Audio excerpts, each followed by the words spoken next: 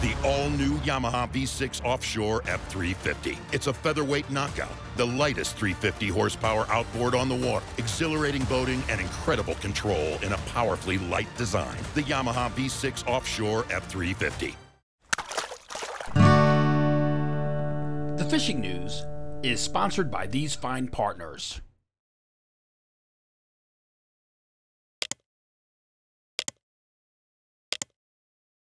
It's Thursday, July 11th, and I hope you had the most enjoyable 4th of July holiday weekend ever. And if you're wondering when these confounded southerly winds are going to end, here's your immediate answer from the good folks at NOAA Marine Forecast. At least there's a little bit of west in there for a bit of variety, don't you think?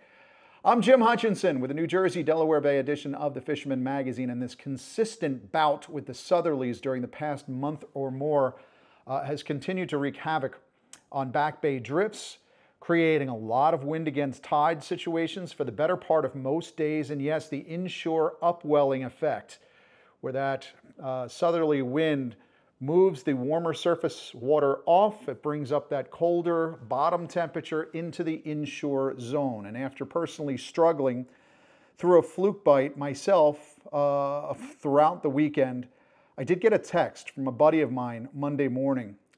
He was out back where we had been struggling all weekend long. Monday morning he texts me and he says, "Come on out, they're chewing." I opened up the NOAA Marine Forecast while I'm sitting at my desk, and lo and behold, winds were out of the east. Figures. But with lighter westerlies, southwesterlies in the forecast for Saturday and Sunday, I do think that's a pretty good sign, the eternal optimist that I am. So stuck at the desk to start the week. By the weekend, southerlies, just like you. Hopefully things turn around a little bit. Now, some folks were catching over the weekend, and the better bite for those looking for a box full of flatties did seem to be on the outside of the inlets, out off the beaches. 8-year-old Zachary Zlanowski got this 21-incher about 3 miles outside of Manasquan on Sunday, 6-ounce Spro bucktail with a 6-inch glow grub, gulp glow grub. While Matt Quinn was out on the Big Mohawk to start the week on Monday, said he had to pick through a bunch of unders, around 30 fish or so, but he still managed a brace of 22 inches. It has been a struggle at the reefs and wrecks, but again, I expect a little lights out action with a little uptick in inshore water temperatures with the right wind. So hopefully, maybe, possibly, that southwest wind, maybe it does something, because the due south running parallel to the beach, that has not been good. Now, not in time for our video fishing forecast last week because we came to you a day early, but just prior to the 4th, Sayreville's Randy Siprich got a good one in about 50 feet of water somewhere off of Monmouth County. 13 pounds on the nose, weighed in at the tackle box in Hazlitt. That too, Spro bucktail with a teaser rig tipped with gulp. And guess what that means? It means that Randy moves into second place in the Fisherman magazine's Dreamboat Fishing Challenge on the fluke division, right behind another New Jersey subscriber, Aldo Payanessa, who was on the video fishing forecast, 2 weeks ago, 3 weeks ago? So yeah, things are starting to turn on with those big fish. It's not a banner bite, but 13 pounds, and what was Aldo's fish, 15 pounds? That's a good sign. So let's check in with Tim Smith back in our virtual studio, and we'll take a look at who's on the leaderboard in the Fisherman magazine's Dreamboat Fishing Challenge. And now the Dreamboat Fishing Challenge entries for the week. We had 2 bluefish entries this week. New England subscriber Scott Waterman with his second entry on the board with his chopper at 16.10 pounds, taking top spot in the bluefish category. And then there's Long Island subscriber Brian Zembreski, also with his second entry, taking second place with his bluefish at 15.61 pounds. In the porgy category, we have Long Island subscriber John Rotondi taking first place with his porgy weighing in at 3.41 pounds. New Jersey subscriber Randy Siprich places second in the fluke category with his entry coming in at 13 pounds. The leaderboard looks like this. Scott Waterman has 17 points in first. Anthony Savino is tied for first with 17 points. And Brian Zembreski with 11 points.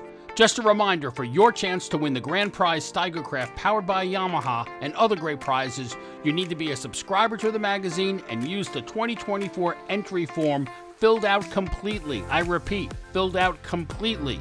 Available at thefisherman.com/contests. It's been a quiet few weeks in the Coastal Kayak Clash with just this entry by Gregory Vergarere with his 15.5-inch Porgy. Bob Wagner and Justin Oser are still stuck in a virtual tie at the top with 9 points apiece. Mike Radzewski is in third, sitting well within striking distance with 6 points. For all the details and how to enter, visit thefisherman.com/contests.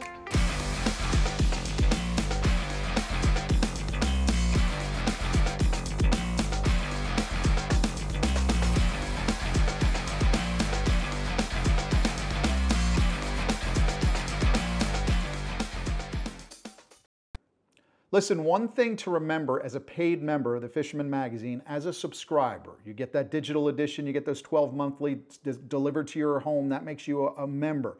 You are already entered into the Dreamboat Fishing Challenge just by being a subscriber. All you have to do at that point is to weigh in a good fish at one of the participating weigh stations, one of our partner tackle shops at the Fisherman magazine. They'll certify your catch. All you need to do is send the entry form and the photo into us at the Fisherman magazine and you're good to go. But remember, black sea bass is back in play. As of July 1st, here at the Jersey Shore, black sea bass in Delaware as well. That division on the Dreamboat leaderboard, the last I saw, wide open. Not a single weigh-in. I did hear from Captain Joe Patone of Near Fall Charters out of Belmar this week. Maureen B. of Brielle, she got herself an impressive 5-pound sea bass on a 4th of July trip. That itself would be a great fish, a great sea bass for a potential Dreamboat entry. Joe said they got a whole lot of ling as well to go with Moe's monster humpback here. We talked about ling last week. The ling fishing has been fantastic. If you want an idea on how to smoke ling, go back to that video that we did last week right before the 4th of July. Now, we've been talking a lot over the last several weeks about the surf fluking opportunities throughout the New Jersey, Delaware Bay region. Remember, the July edition of the Fisherman magazine, it's the one I have right here, Captain Ben on the cover with Chuck Manny. We have got you covered on so many different tactics, but especially shorebound fluking tips and tactics as well. That's on page 20 of the New Jersey, Delaware Bay edition. Nick Honicheski has got the full article on snaring a couple of flatties from shore. Now, I heard from Joe Albanese from the Hudson River Fishermen's Association, texted me over the holiday. He was up at Sandy Hook, got himself a good one on the beach. That was Friday. The fluke taped out at 26 3/4 inches. This was in the surf. It's a fine specimen indeed. He took that over to Giglio's in Seabright for an official weigh-in, 7.55 pounds. Now, on my scale, my official scale, that's not an official doormat. You got to hit double digit for doormat. But from the surf, 7.5 pounds is a monster. We'll call that a rug. Well done, Joe. This Sunday, July 14th, you got to join Joe, HRFA. They're holding a big fluke tournament on the beach at Island Beach State Park. Entry is at 7 a.m. near the Fisherman's Walkway. It's just $25. It should be a great event because there's a little after party and you get some food and everything. That's Sunday, July 14th at Island Beach State Park. You can email Pete Musse, PETEMUSSE @gmail.com for information about that event. For a little pre-tournament primer, if you will, Jenny has a few more tips and tactics up her proverbial sleeve to get that surf fluke touched just right. It's easy peasy fishing, and it might be a great weekend too. I'm hoping with those southwesterlies at our back. Hey everyone, welcome to this week's Open Boat. Today, I'm gonna give you guys a little rundown on some fluking off the beach tips and tricks. Now, remember how last week for the 4th of July Open Boat, I said did not get sunburn? Well, that's what I did, so that's why I'm filming this one when it's soggy out, because I'm basically vampiric now, but instead of having a thirst for blood, I have a thirst for aloe. But I'm gonna walk you through this because there's a lot of elements that go into fluking, and sometimes if you're not thinking, you're like, what am I doing wrong here? You overthink. So these are some basic things that helped me out when I first started fluking off the beach. First thing, identifying structure. fluke-like structure or little drop-off. So if you're fluking on a beach that has a jetty, fish next to that. You can fish on the jetty if you have corkers, or if you have guts to walk on a jetty barefoot like I do sometimes, and you can fluke next to that because they love structure. And a lot of the times, fluke will hang out in a trough close to your feet. So that's another point. When you're bringing your jig back to shore, don't reel it in real quick when it's at your feet. Work it all the way until you hit sand, because they could be sitting in so close. There's been times where the water has been crystal clear. You're basically sight fishing for these fluke. Another tip, always use light tackle. 3,000 size reel, 7 or 8 foot size rod, easy peasy. Now, of course, like I did last week, you have your bait and rig variations. Switch it up based off the day. If it's a little bit more crummy out, cloudy, chartreuse. If it ain't chartreuse, it ain't no use. If it isn't pink, it'll stink. If it isn't white, it isn't right. There's a ton of different colors that you can use, and there's a ton of lingos that go. Every single tackle shop has their lingo for colors, but bring a bunch of different colors to use, and you'll make it work. You'll work up a bite. The biggest thing when it comes to fluke fishing is you want to build up your steps. I love tracking my steps, so when you're fluking off the beach, you want to be constantly walking the beach. So find a spot on the beach, and then if you're not getting a bite, cast a couple times, you're not getting a bite, take a couple steps, either work your way down the beach, whatever direction you choose. So fish for a little bit. If you're not getting any bites, work your way down a little, and then keep working and working until you get into a bite. And a lot of the times, the fluke hang out with a little group. So if you get into one bite, you can get into more fish after that. So stick it out if you get one bite, stick it out in that hole and see if you get any more fluke after that. Now, the retrieval when you're fluke fishing. So you're gonna cast your jig out there. You don't even have to cast it super far. Cast it out there, and what I do is I let it hit the bottom. I jig it, 1, 2, 3. Reel it in half a crank. Jig it, 1, 2, 3, reel it in half a crank. And I retrieve that all the way to my feet. I bring it all the way in because I do not want to miss a bite. Now, if you're fluking and you have just, like what I have on, just a bucktail, and you have a grub as your bait, you're using gulp, fish bites, American Bait Works, whatever you're using, those grubs are long, and it takes fluke some time to chew them. So I wait for the 3 count. So if I get 1 tap, that's that fluke testing out that grub. Another tap, it's working its way up. That 3rd tap is by the time that fluke gets its mouth to the hook. And what I like to do after that 3rd tap is I'll lift my rod tip up just a little bit, and when I feel that weight, that's when I set the hook. So that's when you know you have that fluke on, is when you feel that heavy weight. Now, fighting a fluke off the surf, it's just like any other species of fighting a fish off the surf. Try your best to time the wave to land this fish. They're a little bit easier because they're flatties, so you're basically reeling in a frisbee off the beach. But the best thing you could do is time a wave and just slide your rod across like that, and you're gonna bring it up on the beach. Handling them, just grab them behind their gills. Try not to squeeze them. These poor guys, they're literally so flat, so it is hard to handle them. But if you squeeze them so hard, all their organs are right in that central area where there's a lot of meat to grab. So try to gently, I use like 3 fingers. I use my thumb and these 2 fingers, and I grab them like this, barely pinching them to hold them up. Even some of the bigger ones, if you get yourself a doormat, you can pinch them like that and even grab them down by the tail. That's when you know you can wipe your feet on that fluke, because you got yourself a doormat. Now, next week, the sun is gonna be out. We still have cold water from an upswell, but I'm taking you guys fluking with me. We're gonna get some killies, and we're gonna fluke some back bay, some river spots by me, and we're gonna get in some fish. It's gonna be straight up fishing. We're gonna humble ourselves here. It's not gonna be glitz and glamour of hookup after hookup after hookup. It's gonna be fishing, and who knows? Maybe I'm gonna get snagged, maybe I'm gonna catch some fish, but I'm taking you guys with me, and I'll catch you on next week's Open Boat.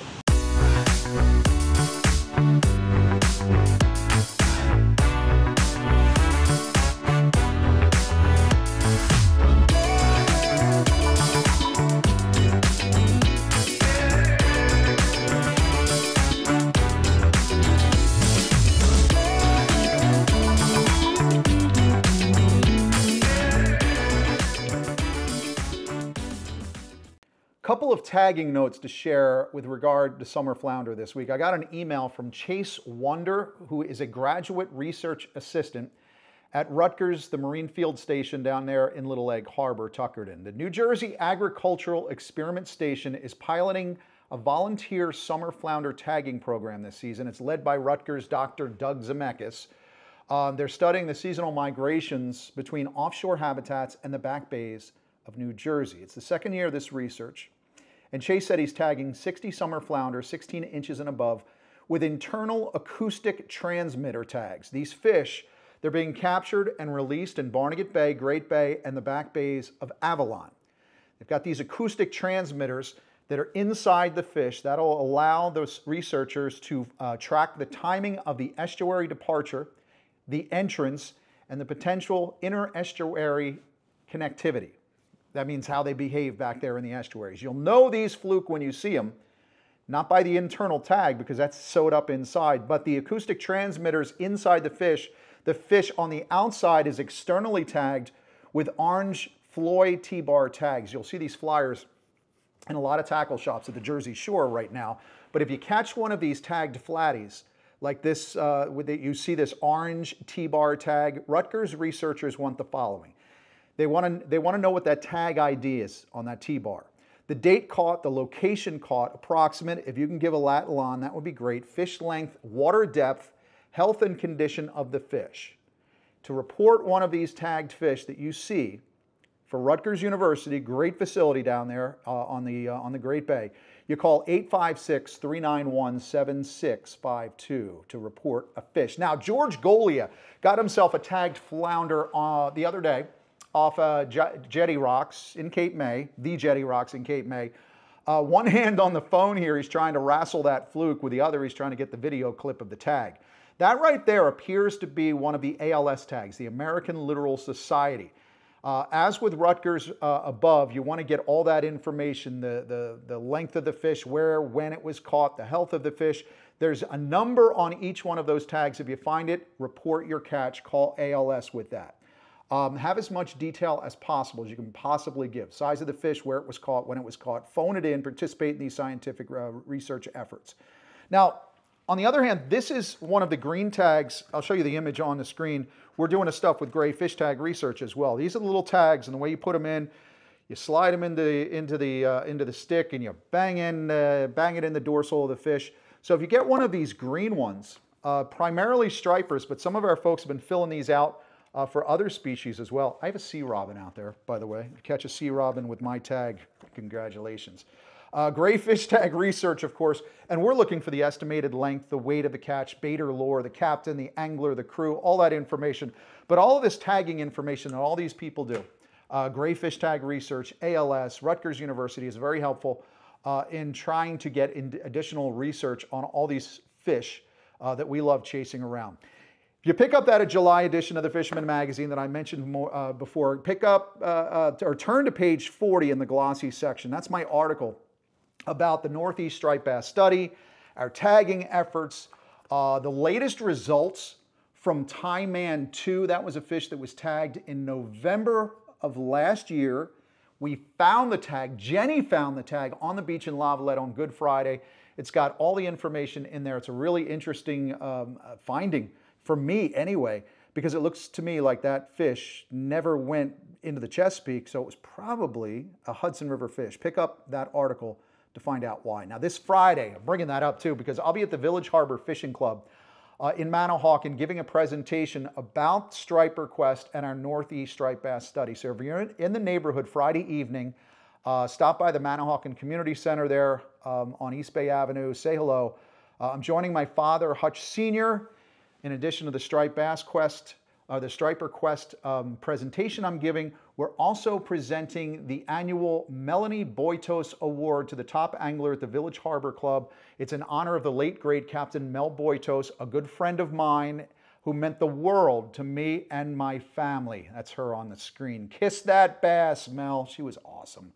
Another cool article in that July edition on page 28, I talked about it last week, Scott Newhall's article on blue holes, those Caribbean blue quarry pit holes that you'll find throughout New Jersey, especially throughout the Pines. Well, I got a cool email from my neighbor, my neighbors, the Herberts.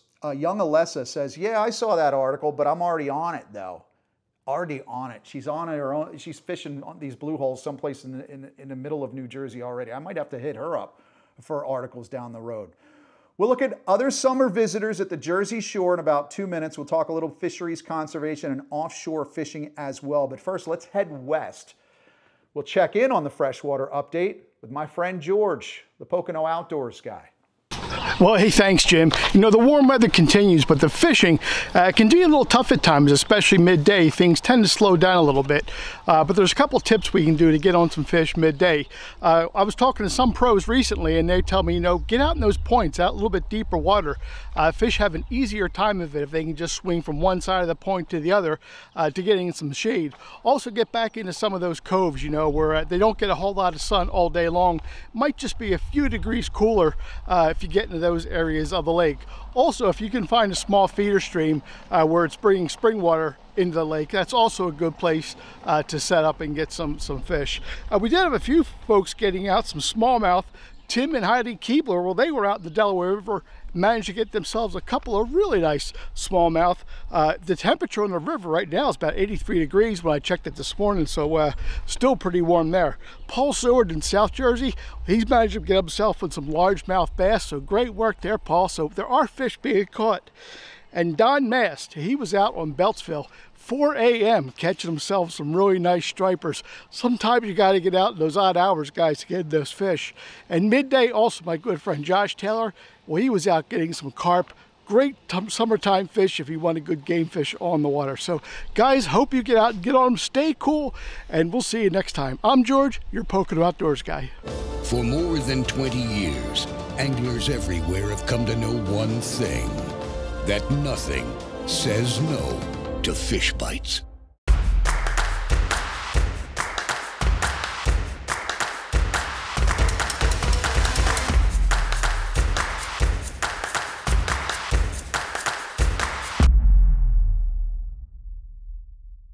The sheepshead bite in South Jersey continues to impress. Sand crabs, fiddlers, soft shells, calicos. If you can get the greenies, that would work too. Whatever crunchy critter you can deploy on a tog jig or on that bottom sweeper jig might get the job done around the old pilings or banks, sod banks, the bridges, the old bulkheads, wherever you might be able to get to. Bridges, obviously, throughout Cape May County are great, but there are some good piers.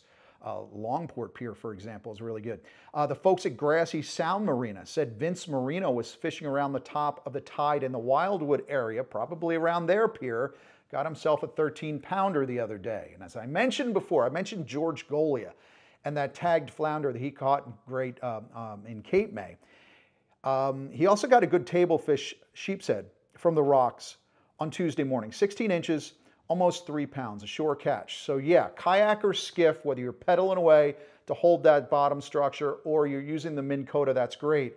But you can also hit some of these jetty rocks and piers and bridge abutments to get yourself in on a back bay score on these sheepshead. It has become, every year it seems to get better and better. It is now a truly targetable species in South Jersey, and I'm just hoping to find some of them up my way in the northern Barnegat Bay. I used to fish for them in Great Bay and the Tuckerton area, Little Lake Harbor. I still am convinced that they are targetable up here as well. I'll let you know when I get one. I spoke to Justin at Allen's Dock in New Gretna earlier this week. A surprising number of croaker have entered the Great Bay area. Flounder pounders are shaking off these hardheads. They're shaking them off the line. But I will tell you that these are another seasonal visitor of ours that make a great fish fry. Sure, you got to get enough of them to make that fish fry. In fact, David Absecon Bay echoed the hot croaker bite, but he said, it's been a while, but the croakers are making a big showing this summer. They are great eating if you're good with a fillet knife. It's a lot of work. Kingfish, blowfish, croakers, we're in that time of year. And I do expect some folks to be reporting back to me pretty soon, anchored up with chum pots, getting in on some of those blowfish. Summer visitors, plenty of them all over the 4th of July weekend, not just the folks coming by car, but some of them swimming in. Like Nemo here.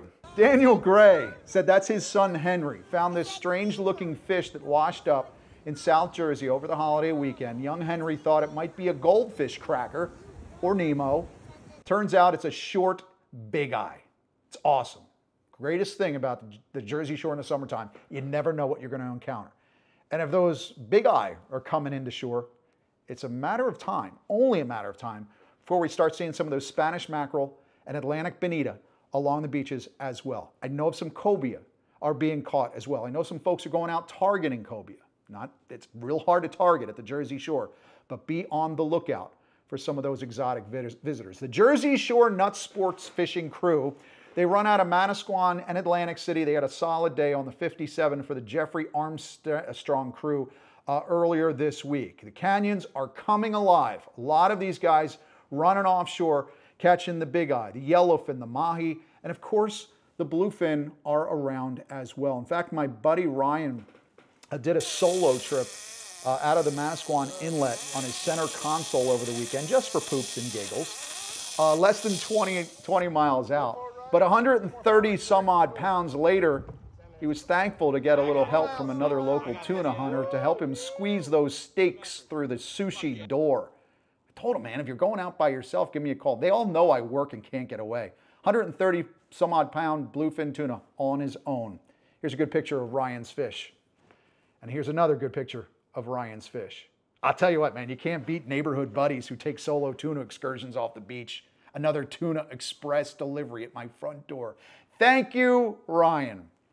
Weather-wise, I thought we'd really have to keep an eye out on the remnants of Tropical Storm Beryl at this point, which barreled through Jamaica and Texas, but it does look like it stayed well inland to our west. That said, offshore conditions for the Hudson and Baltimore shows it was enough, perhaps, to really whip things up offshore. But by Saturday and Sunday, it looks 3 to 5 and could be nice heading into next week, because by the time we get into Sunday night, it looks like it's starting to diminish. So, yeah, this weekend, depending on the size of your boat, but I'm hoping next week is just going to be a solid offshore week of fishing weather-wise. And again, we're all waiting to see if areas like the Seaside Lumps, for example, light up again this month with yellowfin, tuna, some bluefin, all over those squid. So that was a big season last year, and let's hope it happens again before the commercial squid season opens on August 1st. Finally this week, on that topic, we'll end this week with a little bit of fisheries conservation news. First, of course, details in that July edition of the Fisherman magazine. We spoke about it last week, but the New Jersey Marine Fisheries Council meets Thursday, 5 p.m., July 11th in Galloway, Thursday being today, the day that the video comes out. On the docket, speckled trout and what our size and bag limit will be moving forward. Perhaps it'll be done in time for when the specs arrive late summer and into fall. It's especially important for the guys who fish in Cape May County. That's on the docket. There may also be some initial discussion on how to legally target sandbars and sand tigers in the summer surf, even though there are prohibited species that must be released. We will have fishermen staff at that meeting to report back. I will not be there. I have a family commitment with my wife. But whatever comes out of that meeting, I'll let you know about it next week. Lastly, this is a screen grab from the marine traffic site that I follow, Marine Traffic. You can Google it. It's easy to find. But automatic identification systems, all these big vessels have to have their AIS turned on. So I grabbed this last week right before the holiday, and it shows the AIS signaling where the bunker reduction boats from Virginia were off the Monmouth County coast last week, sucking the lifeblood out of our oceans. A lot of folks letting me know that they were off of Island Beach last week. In fact, I've been inundated with texts, emails, calls, private messages, notes from carrier pigeons, Morse code, every possible way to get in touch with me. There's not much we can do. There's not much I can do. The state of Virginia owns more than 75% of the entire coast-wide menhaden quota. That's 3/4 of, check this out, 233,000 plus metric tons of bunker are harvested coast-wide, and Virginia gets 75% of them. They're allowed to fish with impunity, relative impunity, off the coast outside of 3 miles. The reduction boats are not allowed to operate inside New Jersey waters, inside 3 waters. It is against the law, has been for over 20 years, to menhaden fish for reduction purposes inside of state waters. So whatever you see going on outside, well, that's been going on a while. And in terms of Virginia's bunker reduction fleet operating in federal waters, it's a federal issue. I know there are online petitions going around, but all those things do, they collect email addresses for some Yahoo at a computer. I have not seen an online petition make a hill of beans in anything at the federal level in the last 20 years. So be cautious about just filling in a report. The issue is not a state issue, it's federal, it's coast-wide, so it would be up to the Atlantic States Marine Fisheries Commission, NOAA Fisheries, and the Yahoos on Capitol Hill, members of the House of Representatives and senators. They don't do anything either. But without any help from Virginia in helping curb this, there's not a lot we can do. You can contact your congressman, write a letter to the Atlantic States Marine Fisheries Commission, and I'll keep you posted because I have gotten in touch with friends at the national level and I said, listen, man, we got to start talking about this because folks are going crazy with good reason because these bunker are being sucked out right in front of our eyes. So as soon as I get any information, there are discussions, I'll let you know. It's been a long time coming, but within the law, what can we do? And I say within the law because nothing short of firing torpedoes and mining our coastal waters will do anything about the Omega boats operating in federal waters. Next week, I'm going to report from Orlando, Florida for ICAST. That's the International Tackle Show. Goes on every year. The kids call Orlando the happiest place on earth. I call Orlando in July the hottest place on earth. If you know, you know. Catch them up, and I'll catch you out there.